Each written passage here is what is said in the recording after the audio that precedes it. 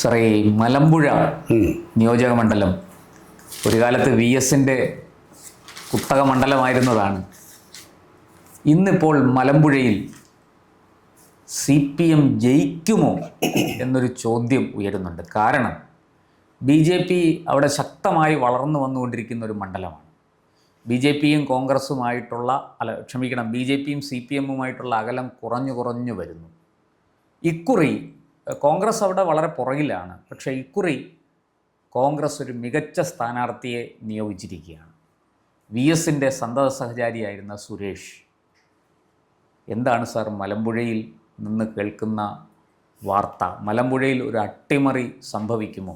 Suresh പിടിച്ചെടുക്കുന്ന vote ആരെ തോൽപ്പിക്കും? മലമ്പുഴ പെട്ടെന്നൊരു ട്വിസ്റ്റിൽ ആൾക്കാരുടെ വിശേഷ ശ്രദ്ധ ആകർഷിച്ച ഒരു മണ്ഡലമാണ്. അതായത് സുരേഷിൻ്റെ പ്രശ്നം തന്നെയാണ്. സുരേഷ് നമുക്കറിയാം, ഏറെ നാൾ ഇലക്ഷന് ഏതാണ്ട് അടുത്തുകൊണ്ടിരിക്കുന്ന സാഹചര്യത്തിൽ തന്നെ സുരേഷ് വെടിപൊട്ടിച്ചു. ഞാൻ മലമ്പുഴയിൽ സ്വതന്ത്രനായിട്ട് മത്സരിക്കും. അതിന് മുന്നോടിയായിട്ട് അത് നമ്മൾ അന്നും ഒക്കെ വീഡിയോ ചെയ്തിരുന്നതാണ് എനിക്ക് തോന്നുന്നത്. കാരണം വെച്ചാൽ ഇദ്ദേഹം പാർട്ടിയോട് അവസാനമായിട്ടെന്ന് പറയാതെയും ഇത്രയും നാളെ ഞാൻ പുറത്ത് നിൽക്കുകയാണോ, എനിക്ക് വിശദീകരണമൊന്നുമില്ല, എന്നെ പരിഗണിക്കുന്നുണ്ടോ ഇല്ലയോ എന്ന് അറിയണം, പാർട്ടിക്കൊരു കത്ത് കൊടുത്തു. പാർട്ടിക്കൊരു കത്ത് കൊടുക്കുന്നത് ഇലക്ഷന് തൊട്ട് മുമ്പുള്ള ദിവസങ്ങളാണോ എന്നിരിക്കെ, അതായത് 2-3 മാസം മുമ്പുള്ളപ്പോഴാണ് ഇദ്ദേഹം ആ കത്ത് കൊടുക്കുന്നത്. ആ കത്ത് 2 മാസമേ ഉള്ളൂ. അപ്പോൾ ആ സമയത്ത് തന്നെ നമ്മളത് സൂചിപ്പിച്ചിരുന്നു. അതായത് പാർട്ടിയിൽ നിന്ന് ഓർമ്മ ശരിയാണ്, ജനുവരിയിലോ മറ്റോ ആണ് കത്ത്. തള്ളുകയോ കൊള്ളുകയോ ചെയ്യണം, ഒന്ന് പറയണം എന്ന് പറയുമ്പോൾ സ്വാഭാവികമായിട്ടും വേണ്ട, അല്ലെങ്കിൽ മറുപടി തരാതിരിക്കുക, വർഷങ്ങളോളം മറുപടി കൊടുക്കാതിരിക്കുന്ന ഒരു പാർട്ടി ഇനിയെങ്കിലും എനിക്കൊരു മറുപടി വേണമെന്ന് പറയുമ്പോഴത്തേക്കും ഈ മറുപടി വച്ചിട്ട് എന്തോ ചെയ്യാനാണെന്ന് നമ്മൾ തന്നെ വീഡിയോ ചെയ്തിരുന്നു. സ്വാഭാവികമായും സുരേഷ് മനസ്സിൽ കണ്ടത് മറ്റവർ ആർക്കും കണ്ടു, കോൺഗ്രസ്. സ്വാഭാവികമായിട്ട് സുരേഷിനെ പോലെ ഉള്ള ഒരാൾ, വളരെ ക്ലീനായിട്ടുള്ളൊരു ഇമേജ് ഉള്ളയാൾ, VSൻ്റെ സന്തത സഹചര്യൊപ്പം നടന്നയാൾ, VSൻ്റെ ആ മഹത്വത്തിനോടൊപ്പം സഞ്ചരിച്ച് പാർട്ടി വഴികളിൽ കൂടി നടന്നയാൾ. അപ്പോൾ അങ്ങനെ ഒരാൾ, മലമ്പുഴയുടെ മുക്കും മൂലയും അറിയുന്നയാൾ. അപ്പോൾ അങ്ങനെ ഒരാൾ, വിശേഷിച്ച് മലമ്പുഴ മണ്ഡലം എന്ന് പറയുന്നത് ഇന്ന് വരെ CPM അല്ലാതെ മറ്റൊരാൾ, അതായത് 65 പേർക്ക് ഇങ്ങോട്ട് CPM അല്ലാതെ മറ്റൊരാൾ അവിടെ വിജയിച്ചിട്ടേ ഇല്ല. അപ്പോൾ അങ്ങനെ ഒരു സാഹചര്യത്തിൽ ഇദ്ദേഹം വരുന്നു. അവിടെയാണെങ്കിൽ മലമ്പുഴയ്ക്കാണെങ്കിൽ ഒരു ഇടതുപക്ഷ ചുമപ്പിൻ്റെ വളരെ ശക്തരായ നേതാക്കൾ VK നായനാരുണ്ട്, VS അച്യുതാനന്ദനുണ്ട്, പിന്നെ ശിവദാസ മേനോനുണ്ട്. അങ്ങനെയൊക്കെ ആൾക്കാർ നിന്ന് വിജയിച്ച് വന്ന മണ്ഡലവും കൂടിയാണ് മലമ്പുഴ. നിങ്ങൾ ഓർക്കണം, ആലപ്പുഴയിൽ സ്വന്തം തട്ടകത്തിൽ തോൽവിക്ക് ശേഷം മാരാരിക്കുളത്തേറ്റ കനത്ത പരാജയത്തെ തുടർന്ന് VS, അതായത് പാർട്ടി ജയിക്കുമ്പോൾ ഞാൻ തോൽക്കുകയും ഞാൻ ജയിക്കുമ്പോൾ പാർട്ടി തോൽക്കുകയും ചെയ്യുന്ന പ്രത്യേക പ്രതിഭാസം 96 അല്ലേ, 96 സംഭവിക്കുമ്പോൾ അതിനുശേഷം നേരെ VS വരുന്നത് മലമ്പുഴയിലേക്കാണ്. അപ്പോൾ അന്ന് മാത്രമാണ് വാസ്തവത്തിൽ ചെറിയൊരു സതീശൻ പാച്ചാനി ആയിരുന്നാണ് എൻ്റെ ഓർമ്മ. അതിലൊരു 4000 ചില്ലുവാനം വോട്ടുകൾക്കാണ് വാസ്തവത്തിൽ അച്യുതാനന്ദൻ വിജയിച്ച് കയറിയത്. അപ്പോൾ സ്വാഭാവികമായിട്ട് അവിടെ മാത്രമാണ് മലമ്പുഴയ്ക്ക് ഒരു ചെറിയൊരു വിഷയം അവിടെ വരുന്നത്. അതെ, 4703 വോട്ടുകൾക്കാണ് പാച്ചേനി. അപ്പോൾ അവിടെ നിന്ന് VS അച്യുതാനന്ദൻ ചെറിയൊരു കുറവ് വരും. തൊട്ടടുത്ത ഇലക്ഷന് വീണ്ടും ഒരു കാര്യം സംഭവിച്ചു, VSന് സീറ്റ് കൊടുക്കാതെ വന്നൊരു സാഹചര്യം വരുന്നു. അപ്പോൾ സീറ്റ് കൊടുക്കാതിരിക്കുമ്പോഴാണ് വലിയ പ്രശ്നങ്ങളുണ്ടാവുകയും വീട്ടിലും സീറ്റ് കൊടുക്കുന്നതും ഇദ്ദേഹം വിജയിക്കുന്നതും മുഖ്യമന്ത്രിയാവുന്നതും ഒക്കെ കഥകളാണ്. അപ്പോൾ ആ സമയത്തൊക്കെയാണ് സുരേഷുമായി ബന്ധപ്പെട്ട വിഷയങ്ങളുണ്ടാകുന്നതും സുരേഷിനെ പിന്നീട് പാർട്ടിയിൽ നിന്ന് പതിയെ ഏതാണ്ട് മരവിപ്പിച്ച് നിർത്തുക എന്ന് പറയും, ഏറിൽ നിർത്തുക എന്ന് പറയും. അങ്ങനെ ഏറിൽ നിന്നയാളാണ് അദ്ദേഹം. ഏറിൽ നിർത്തിയതിന് ശേഷം പിന്നെ താഴെ ഇറങ്ങാനും കഴിയുന്നില്ല. ഉള്ളിലുള്ള ആളെന്ന് വെച്ചാൽ അങ്ങനെയുമല്ല, എങ്ങനെ ഒരു മനുഷ്യൻ ഇങ്ങനെ നിൽക്കുന്നേ ഒരു പാർട്ടി. 2011 VS ജയിച്ചതിന് ശേഷവും സുരേഷിനെതിരെ ഈ നടപടികളൊക്കെ തുടർന്നു. അല്ല, അന്ന് അക്കാലത്ത് മറ്റു ചില സംഭവങ്ങളുണ്ടെന്ന് വെച്ചാൽ ഈ VSനൊപ്പം നിൽക്കുന്ന ആൾക്കാരെ ഒരു ദാക്ഷിണ്യമില്ലാതെ പാർട്ടി ഒതുക്കി ഒരർത്ഥത്തിൽ ക്യാപിറ്റൽ പണിഷ്മെന്റ്, അങ്ങനെ ഒരു ക്യാപിറ്റൽ പണിഷ്മെന്റ് എന്തോ തന്നെ ആയാലും അങ്ങനെ ഒതുക്കപ്പെട്ട് നിൽക്കുന്ന ആൾക്കാർക്ക് വേണ്ടി VS ഇതിനപ്പുറം VS ഒന്നും പറഞ്ഞില്ലല്ലോ എന്ന് പറയുന്ന പാർട്ടിയിലെ അണികളുമുണ്ട്. ഒരുപക്ഷെ TPയുടെ കേസ് സമയത്തുമൊക്കെ VS അപ്പോഴൊന്നും മിണ്ടിയില്ലെങ്കിലും VSന് അറിയാം പാർട്ടിക്ക് അകത്ത് നിന്ന് വേണം പോരാടാനെന്ന് VSന് അറിയാം. പുറത്ത് പോയി കഴിഞ്ഞാൽ ആരുമല്ല, പോരാട്ടത്തിൽ പോലും അർത്ഥവുമില്ല. ഒരു വഞ്ചകനായി പോരാടുന്നതിന് അർത്ഥമില്ല എന്ന് അറിയുന്ന VS ആണ് അകത്തു നിന്ന് പോരാടാൻ തീരുമാനിക്കുന്നതും. അപ്പോഴകത്തു നിന്ന് പോരാടുമ്പോൾ സ്വാഭാവികമായിട്ടും ഇവരെ കൊണ്ടു നടക്കാൻ കഴിയാത്തൊരു സാഹചര്യം രൂപപ്പെട്ട് വരുന്നതും അതിൻ്റെ മാനസിക വിഷമം ഉണ്ടെങ്കിൽ കൂടി ഒരാളെ പ്രിയപ്പെട്ടവരെ മാറ്റി നിർത്തേണ്ടുന്ന ഒരു സാഹചര്യത്തിൽ കൂടി കടന്നുപോയ ഒരാളാണ് പിന്നെ വി എസ്. അങ്ങനെ മൗനമായി നിന്നുകൊണ്ട് ആ നേതാവിനെതിരെ ഒന്നും പറയാതെ അദ്ദേഹത്തിൻ്റെ സംഘർഷം മനസ്സിലാക്കിയ ഒരാളാണ് ഈ സുരേഷ് എന്ന് പറയുന്ന ആൾ. പിന്നീട് അതുകൊണ്ട് തന്നെ വളരെ തന്ത്രപരമായ ഒരു സമീപനമാണ്. അതുകൊണ്ട് തന്നെ ഒറ്റ വരിയിൽ ചോദിക്കാം, ഒരു സഹതാപം സുരേഷിന് ലഭിക്കും? ഉറപ്പായും കിട്ടുമല്ലോ. പാർട്ടി പക്ഷേ ആ സഹതാപം കൊണ്ട് ജയിക്കാൻ കഴിയുമോ? അതിലേക്ക് വരാം. സഹതാപം കൊണ്ട് ജയിക്കാൻ കഴിയുമെന്ന് നോക്കുമ്പോൾ നമ്മൾ കണക്കുകൾ വെച്ചിട്ടാണ്. നമുക്കിപ്പോൾ മനുഷ്യൻ്റെ മനസ്സിരിപ്പ് പറയാൻ കഴിയില്ലെങ്കിലും പക്ഷേ കണക്കുകൾ വെച്ചുകൊണ്ട് നമുക്ക് ചിലതൊക്കെ പറയാൻ കഴിയും. അതായത് ഈ സുരേഷ് എന്ന് പറയുന്ന മനുഷ്യൻ്റെ ഒരു ക്വാളിറ്റി എന്ന് പറയുന്നത് ഇക്കണ്ട കാലം അത്രയും പാർട്ടിയോട് ചോദിക്കാതല്ല അദ്ദേഹം പുറത്തു പോയത്. ഇപ്പോൾ അതായത് ഇനി ഞാൻ നിൽക്കണോ പോണോ എന്ന് ചോദിച്ചപ്പോൾ പാർട്ടി എപ്പോഴും പറയല്ലേ, മറുപടി പറഞ്ഞാൽ ഒരു വട്ടം പറഞ്ഞാൽ അത് എപ്പോഴും പറയുന്നതാണെന്ന് ഗോവിന്ദനും തിരിച്ചടിച്ചു. അപ്പോൾ പിന്നെ വേറെ മാർഗ്ഗങ്ങളില്ല, അദ്ദേഹത്തിൻ്റെ വഴി തേടി. കോൺഗ്രസ്സിന് മറ്റൊരാളെ നിർത്തി തോൽപ്പിക്കുക, അങ്ങനെ എത്ര നാട് നിൽക്കുന്നു കോൺഗ്രസ്, രക്ഷപ്പെട്ടേ വരുന്നില്ല. അവിടെ ആ സ്പേസിൽ BJP-കാർ വരികയും ചെയ്യുന്നുണ്ട്. അപ്പോൾ ആ സാഹചര്യത്തിൽ കോൺഗ്രസ് തന്ത്രപരമായ ഒരു രാഷ്ട്രീയ അടവ് നയമാണ് അവിടെ സ്വീകരിച്ചത്. സുരേഷിൻ്റെ അഭിപ്രായം അറിയട്ടെ. ഇപ്പോൾ സുരേഷ് തികച്ചും ഒരു കോൺഗ്രസ്സുകാരനായി വരുന്നു. സുരേഷ് അവിടെ മത്സരിക്കുമ്പോൾ എ പ്രഭാകരൻ എന്ന് പറയുന്ന വ്യക്തിയാണ് CPM പരിചയസമ്പന്നനാണ് അദ്ദേഹം. BS-നൊപ്പം നടന്ന ആളാണ്. അതാണ് BS-നൊപ്പം നടന്ന ആളാണ്. അപ്പോൾ അദ്ദേഹത്തിന് ഈ ഇലക്ഷൻ തുടങ്ങുന്ന സ്ഥാനാർത്ഥി പ്രഖ്യാപനം ഔദ്യോഗികമായി വരും മുമ്പ് തന്നെ മലമ്പുഴയിൽ ചുവരെടുത്ത് തുടങ്ങിക്കഴിഞ്ഞു. പിന്നീട് ആ ചുവരിനെ പേപ്പർ കൊണ്ടും തുണി കൊണ്ടും ഒക്കെ മറച്ച് ഒരുവിധമൊക്കെ അഡ്ജസ്റ്റ് ചെയ്ത് വെച്ചു. അപ്പോൾ അങ്ങനെ എന്തായാലും പ്രഭാകരനാണ് അവിടെ മത്സരിക്കുന്നത്. പിന്നെ മറ്റൊരു സ്ഥാനാർത്ഥി എന്ന് പറയുന്നത് ശ്രീകൃഷ്ണകുമാറാണ്. അതിലേക്ക് നമുക്ക് വരാം. അപ്പോൾ ഇങ്ങനെ ഒരു രാഷ്ട്രീയ സാഹചര്യം രൂപപ്പെട്ട് വന്നതുകൊണ്ടാണ് മലമ്പുഴ പെട്ടെന്ന്, അല്ലെങ്കിൽ മലമ്പുഴ ഒരു CPM മണ്ഡലം, CPM ജയിച്ചു വരുന്നു, വലിയ കൗതുകങ്ങളൊന്നുമില്ല, ആരാ നിൽക്കുന്നത്, എത്ര വോട്ടിന് ഭൂരിപക്ഷം, ഇതുകൊണ്ടൊക്കെ പോവുക. ആ സാഹചര്യം BJP 2016 മുതൽ 2ാം സ്ഥാനത്ത് വരുന്ന മണ്ഡലം. അപ്പോൾ അതായത് ഇപ്പോൾ 2016 അതാ താങ്കൾ പറഞ്ഞത് ശരിയാണ്. അതിനുശേഷം നമ്മൾ 2016 കണക്കുകൾ കൂടി വന്നാലും നമ്മുടെ പ്രേക്ഷകർക്ക് ഇച്ചിരി കൂടി ഒരു ക്ലാരിറ്റി കിട്ടി. ഈ ഒരു സാഹചര്യമാണ് രാഷ്ട്രീയ പശ്ചാത്തലം എന്ന് പറയുന്നത് അവിടെ. പിന്നെ ഈ പറഞ്ഞതുപോലെ അവിടെ ഒരു വ്യാവസായിക ഇടനാഴിയുടെ പ്രശ്നം, അങ്ങനെ ഒരുപാട് റോഡിൻ്റെ പ്രശ്നം, ജലത്തിൻ്റെ പ്രശ്നം, പിന്നെ ഈ മദ്യവുമായി ബന്ധപ്പെട്ട് സ്വകാര്യ വ്യക്തിക്ക് പ്ലാന്റ് സ്ഥാപിക്കാൻ കൊടുത്ത ഇഷ്യൂ, അപ്പോൾ ഇങ്ങനെ ഒരുപാട് ഇഷ്യൂസ് അവിടെ നിൽക്കുന്നുണ്ട് വാസ്തവത്തിൽ ഈ ഭാഗത്ത്. അടിയൊഴുക്കുകൾക്ക് വളക്കൂറുള്ള ഒരു മണ്ണാണ് മലമ്പുഴയിൽ. അതെ, ആ ഇലപ്പുള്ളിയിലെ ആണെന്ന് തോന്നുന്നു. പ്ലാന്റിൻ്റെ വിഷയം വന്നത് വളരെ ഇലപ്പുള്ളി. അപ്പോൾ അതൊക്കെ വലിയ പ്രശ്നമായി അവിടെ വരുന്നുണ്ട്. അതിനിടയ്ക്ക് BJP ഒരു പഞ്ചായത്ത് പിടിക്കുകയും ചെയ്തൊരു സാഹചര്യമുണ്ട്. ഈ സാഹചര്യത്തിലൊക്കെ കൂടിയാവണം നമ്മൾ മറ്റു പഞ്ചായത്തുകളിലും BJP-ക്ക് മെമ്പർമാരും ഒക്കെ ഉണ്ട്. അതെ, BJP മുഖ്യ പ്രതിപക്ഷമാണ്.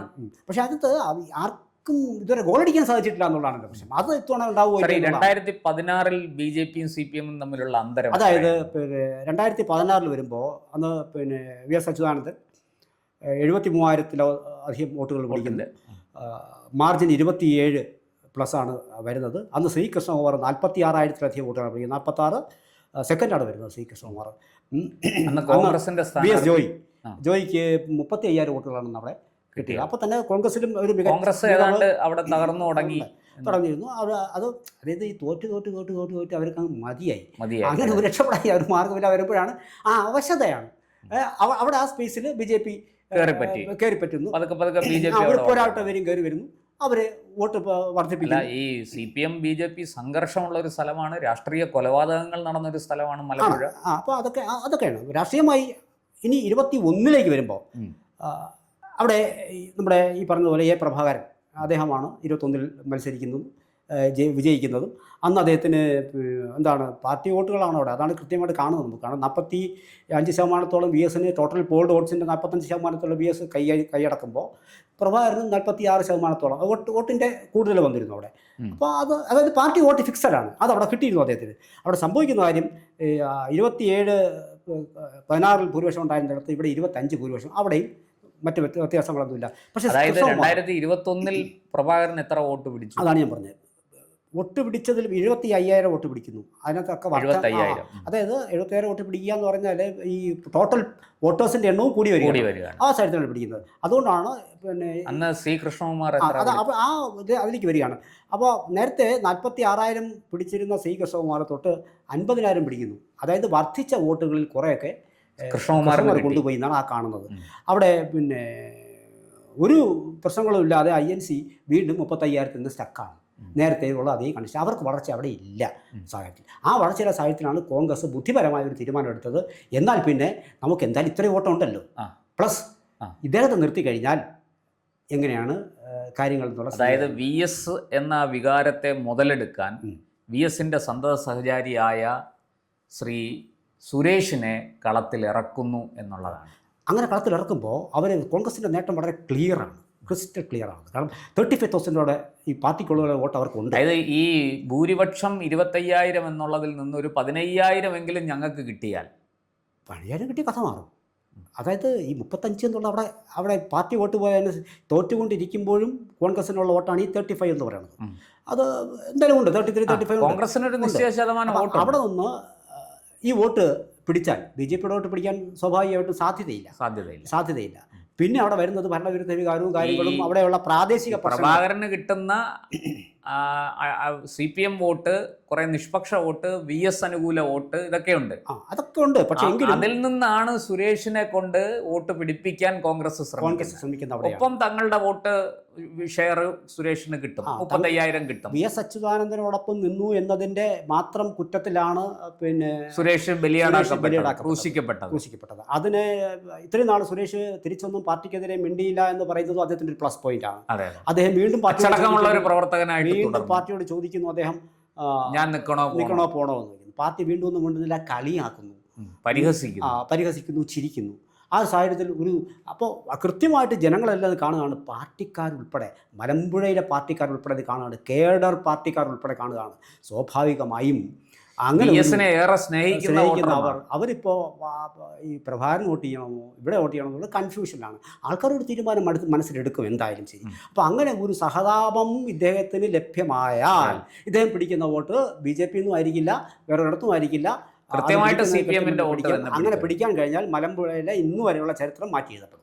അത് ഏത് ഭാഗത്തായിക്കുന്ന സ്ലൈറ്റായിട്ട് ചെന്ന് വീഴുക എന്ന് നമുക്ക് ഇപ്പോൾ പറയാൻ സാധ്യമല്ല. സ്വാഭാവികമായി സുരേഷ് പിടിക്കുന്ന വോട്ടുകൾ തീർച്ചയായിട്ടും CPM-ന്റെ വോട്ടുകളാണെങ്കിൽ ഈ ഭൂരിപക്ഷം 75,000 എന്നുള്ളത് അത് ഒരു 15,000 വോട്ട് പിടിച്ചാൽ തന്നെ അത് 60,000-ലേക്ക് താഴും വോട്ട്. BJP ഇപ്പോൾ തന്നെ 50,000 വോട്ടുണ്ട്. BJP എത്ര കൂടുതൽ പിടിക്കുമെന്ന് നമുക്കറിയില്ല. BJP കൂടുതൽ പിടിക്കാനുള്ള സാധ്യതയുണ്ട്. അവിടെ നല്ല പ്രവർത്തനം നടക്കുന്നുണ്ട് എന്നാണ് ലഭിക്കുന്ന വാർത്ത. അപ്പോൾ ഇതിനകത്ത് 3 സാധ്യതകൾ നമ്മൾ കാണണം. പിന്നെ മലമ്പുഴയിൽ നമ്മൾ പ്രവചിക്കാനല്ല ഇരിക്കുന്നത്. ഭരണവിരുദ്ധ വികാരം വളരെ ശക്തമാണ്. അത്തരം വികാരം നേരത്തെ താങ്കൾ സൂചിപ്പിച്ച എലപ്പുള്ളി ബ്രൂവറി വിഷയം മുതൽ ചെറിയ ചെറിയ പ്രശ്നങ്ങളടക്കം വലിയ കുടിവെള്ളക്ഷാമം നേരിടുന്ന ഒരു മണ്ഡലമാണ്. ഇത്രയും 65 മുതൽ തുടർച്ചയായിട്ട് CPM അവിടെ ജയിച്ചു വന്നിട്ടും അതിനൊരു പരിഹാരം കണ്ടെത്താൻ കഴിഞ്ഞിട്ടില്ല. അങ്ങനെയൊക്കെയുള്ള വലിയ വെല്ലുവിളികൾ അവിടെ ഉണ്ട്. ഇപ്പോൾ പഞ്ചായത്തുകളിൽ ഒരു പഞ്ചായത്ത് BJP പിടിച്ചു, മറ്റ് പല പഞ്ചായത്തുകളിലും BJP നിർണായക ശക്തിയാണ്.